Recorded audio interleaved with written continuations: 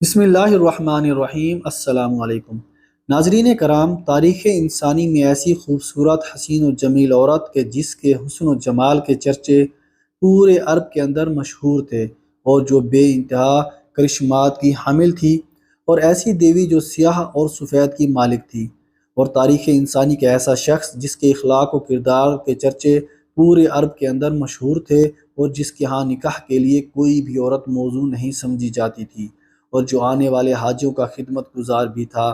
پیارے دوستو، آج کی اس ویڈیو میں ہم آپ کے ساتھ شیئر کریں گے ایک حسین و جمیل لڑکی اور با کردار لڑکا جس کا ذکر قرآن کریم میں لات اور عزا کے نام سے آیا ہے۔ یہ دونوں کون تھے؟ اہل عرب ان کی قسمیں کیوں کھایا کرتے تھے؟ اور اہل عرب ان کی پوجا کیوں اور کب شروع کی تھی؟ پیارے دوستو، ان تمام سوالات کے جوابات قرآن و حدیث کی روشنی میں آج اس ویڈیو میں ہم آپ کے ساتھ شیئر کریں گے۔ گزارش ہے کہ آپ ہماری اس ویڈیو کو آخر تک دیکھیں۔ پیارے دوستو، اللہ تبارک و تعالی قرآن کریم کی سورۃ نجم میں فرماتا ہے: اے محبوب، کہ آپ نے لات اور عزا کو بھی دیکھا ہے اور تیسرے منات گھٹیا کو۔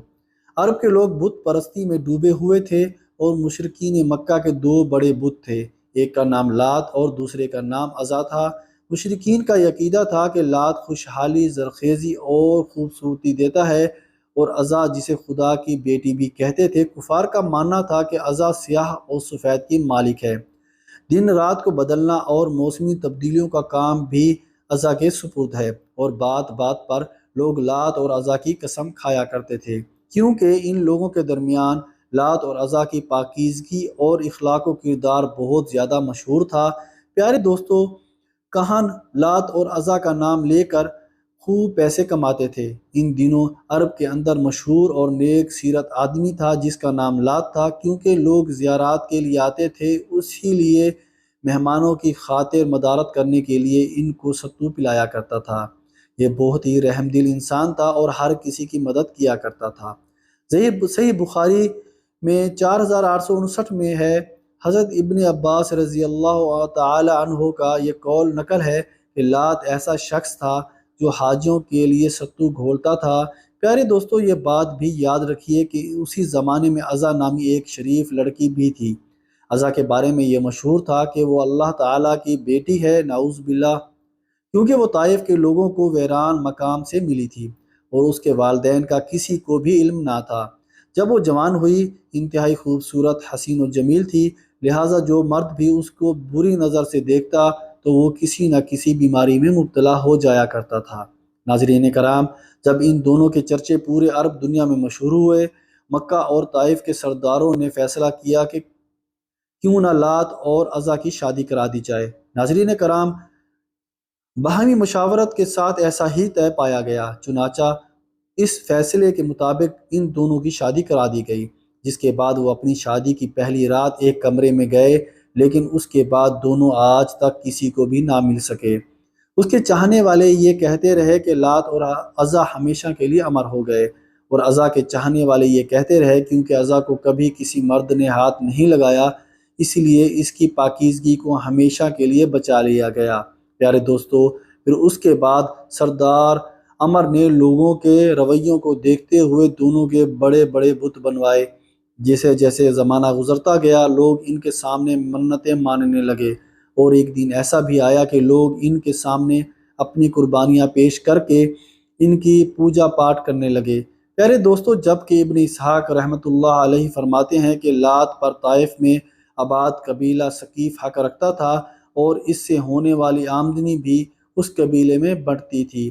عمر بن لہی نے بنی کنانہ اور قریش سے کہہ دیا تھا کہ تمہارا رب سردی کے موسم میں لات کے پاس اور موسم گرما میں عزا کے پاس رہتا ہے، اسی لیے لوگ ان کی تعظیم کیا کرتے تھے، اور ہر ایک کے لیے ایک حجرہ بنا دیا گیا، اور جس طرح کعبہ کو قربانی کا جانور بھیجتے تھے، اسی طرح ان دونوں کو بھی قربانی کے جانور بھیجا کرتے تھے، جن کو وہاں لے جا کر بھینٹ چڑھا دیا جاتا تھا، اور لات کو خدا کا بیٹا اور عزا کو خدا کی بیٹی کہا جاتا تھا۔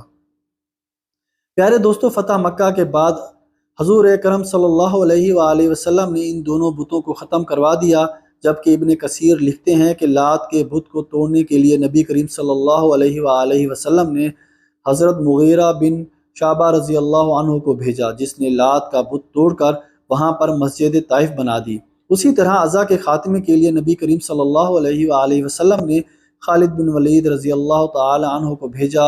اس واقعے کو علامہ علوسی نے اپنی کتاب تفسیر روح المعانی میں اس طرح لکھا ہے کہ حضرت ابو طفیل رضی اللہ عنہ سے مروی ہے، آپ فرماتے ہیں کہ اللہ کے رسول صلی اللہ علیہ وآلہ وسلم نے مکہ کو فتح کیا تو حضرت خالد بن ولید رضی اللہ عنہ کو وطن نخلا کی جانب بھیجا کہ وہاں پر جائیں، عزا نامی بت کو توڑ کر آئیں۔ چنانچہ حضرت خالد بن ولید رضی اللہ تعالی عنہ وہاں سے روانہ ہوئے۔ چلتے چلتے وہاں پہنچے تو آپ نے وہاں ایک درخت اور حجرہ پایا۔ چنانچہ حضرت خالد بن ولید نے اس درخت کو کاٹ دیا اور اس حجرے کو توڑ دیا، اسی کو عزا سمجھا۔ جب آپ یہ تمام کام کر کے واپس آئے تو حضور اکرم صلی اللہ علیہ وآلہ وسلم نے آپ سے دریافت فرمایا، جس پر نبی کریم صلی اللہ علیہ وآلہ وسلم نے فرمایا کہ تم دوبارہ جاؤ، عزا کا بت اسی طرح اپنی جگہ پر قائم ہے۔ چنانچہ حضرت خالد بن ولید رضی اللہ تعالی عنہ دوبارہ گئے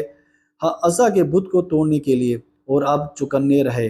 ناظرین کرام، جب مجاوروں نے حضرت خالد بن ولید رضی اللہ تعالی عنہ کو دیکھا تو پہاڑوں پر پھیل گئے اور کہنے لگے عزا عزا، کہ حضرت خالد بن ولید رضی اللہ تعالی عنہ کے سامنے ایک سیاہ فام عورت ظاہر ہوئی جس کے بال بکھرے ہوئے تھے اور وہ برہنہ حالت میں تھی۔